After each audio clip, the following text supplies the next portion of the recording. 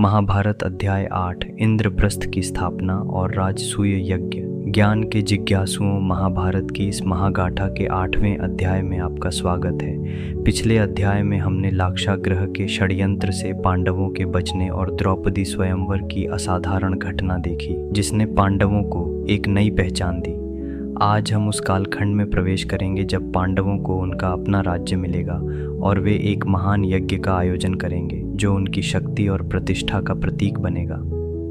द्रौपदी स्वयंवर के बाद पांडवों के जीवित होने की खबर हस्तिनापुर पहुंची। धृतराष्ट्र और भीष्म को यह जानकर प्रसन्नता हुई, लेकिन दुर्योधन और शकुनि चिंतित और क्रोधित थे।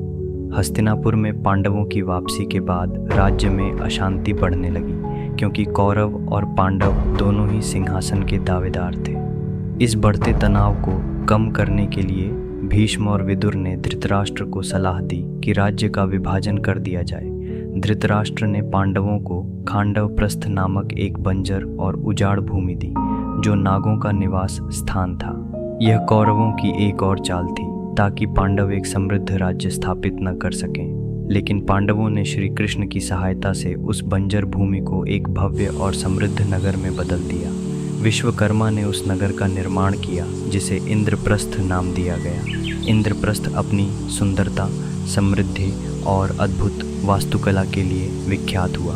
पांडवों ने यहीं से धर्मपूर्वक शासन करना शुरू किया।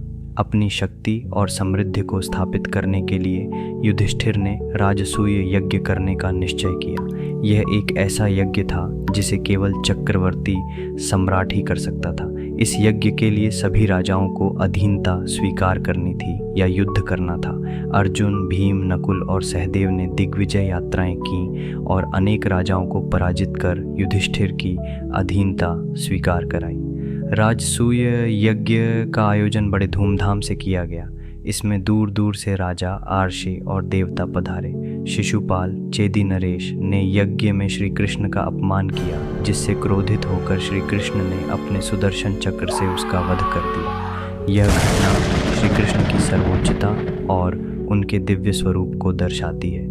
यज्ञ के दौरान दुर्योधन भी इंद्रप्रस्थ आया। उसने इंद्रप्रस्थ की मायावी सुंदरता देखी, जहाँ पानी को फर्श और फर्श को पानी समझकर वह कई बार भ्रमित हुआ और गिर पड़ा।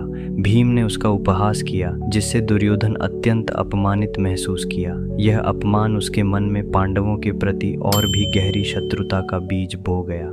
और इस प्रकार महाभारत के 8वें अध्याय का समापन होता है, जिसमें हमने इंद्रप्रस्थ की स्थापना और युधिष्ठिर के राजसूय यज्ञ की कहानी देखी। यह अध्याय पांडवों की बढ़ती शक्ति और समृद्धि का प्रतीक था, लेकिन साथ ही इसने दुर्योधन के मन में गहरी ईर्ष्या और प्रतिशोध की भावना को भी जन्म दिया, जो भविष्य के महायुद्ध का एक और महत्वपूर्ण कारण बनेगी। अगले अध्याय में हम इस महागाथा में और गहराई से उतरेंगे।